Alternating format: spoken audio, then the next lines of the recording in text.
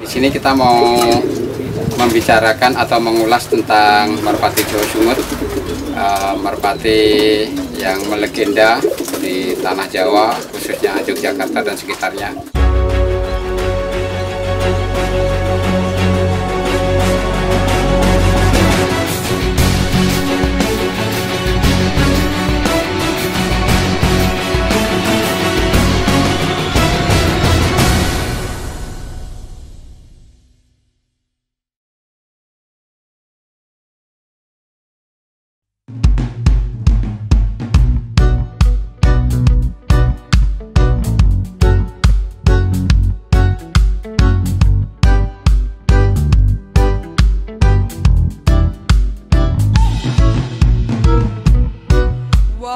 Merpati Jawa Sungut ini sudah kita temukan sejak dulu berada di Indonesia atau ada khususnya di Pulau Jawa dan Yogyakarta ini khususnya. Merpati Jawa Sungut ini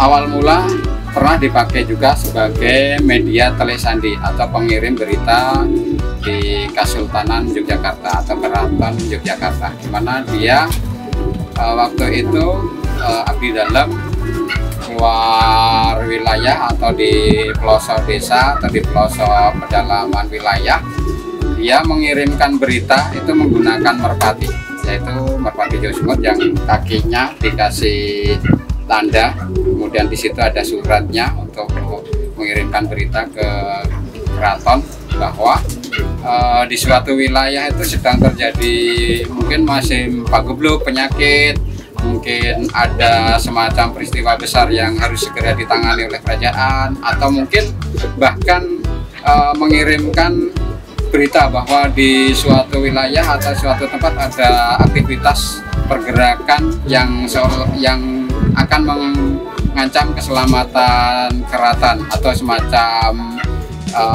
rongrongan kudeta atau mungkin semacam pemberontakan atau kekuatan-kekuatan lain yang mengancam keselamatan kerajaan.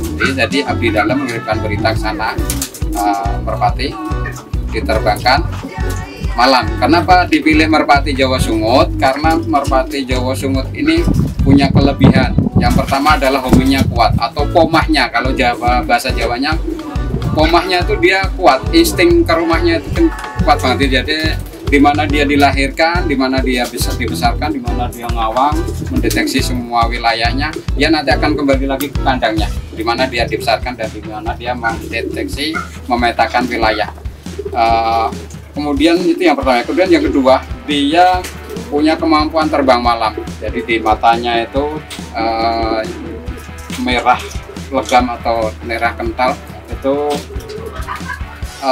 lebih awas atau lebih tajam untuk melihat, mendeteksi malam atau mendeteksi suatu wilayah walaupun pencahayaannya kurang.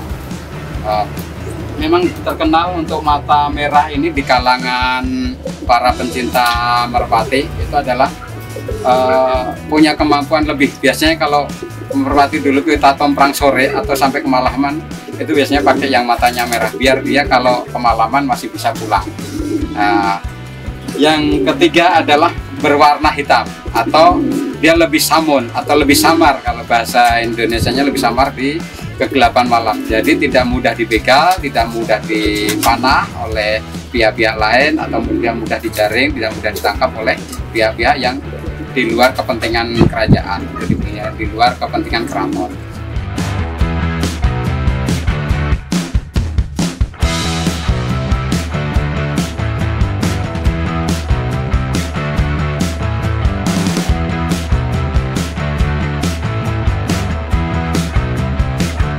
Merpati Jawa Sungut ini juga diyakini atau sebagian masyarakat Indonesia juga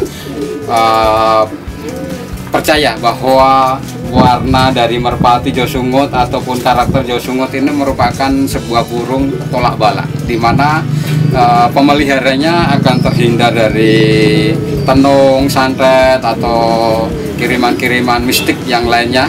Bisa juga untuk semacam tolak bala di toko, di rumah, di pekarangan, atau di mana saja yang masyarakat Jawa ini mempercaya itu. Anehnya lagi, merpati Jawa Sungut ini sering kita jumpai netesnya itu di malam Jumat Kliwon. Jadi kalau perhitungan Jawa itu ada Pon Kliwon, Wage, Legi, Paing itu. Ini merpati Jawa Sungut ini pas malam Jumat Kliwon dia mulai netes. Ya, rata-rata gitu. Walaupun nanti ada yang kalau tadi hitungannya nelornya sampai netes umur 18 sampai 20 hari, dia nanti bisa maju, bisa juga mundur. Jadi kalau maju mungkin 17 hari udah netes biar ngejar netesnya malam Jumat Kliwon. Tapi kalau dia belum Jumat Kliwon, dia bisa muncul lagi mungkin sampai 21 atau 22 baru netes juga. Dan anehnya itu burung ini bisa ngepas gitu loh, pas malam Jumat Kliwon seringnya terjadi atau kita jumpai pas netes juga.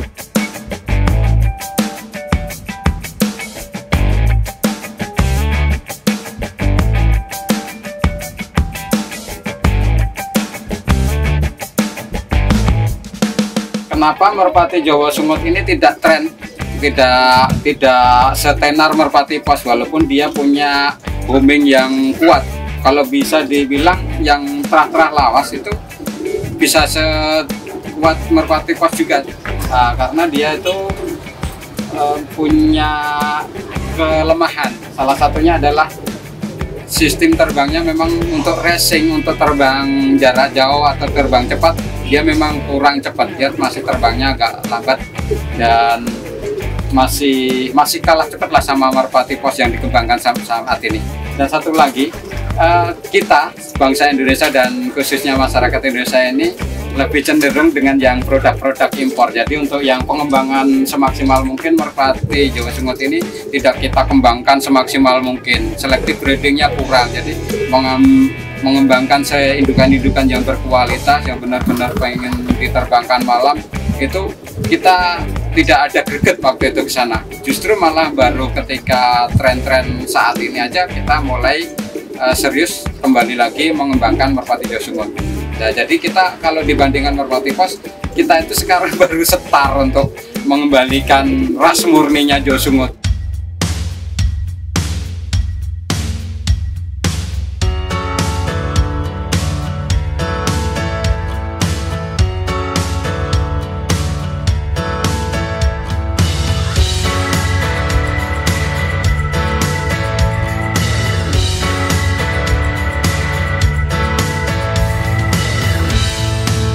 Untuk saat ini merpati Jawa Sungut ini selain kita coba untuk tetap kembali ke ras murninya bisa kita terbangkan malam, kita juga sudah mengadakan kontes khusus merpati Jawa Sungut. Kita ngikut di kontesnya merpati hias.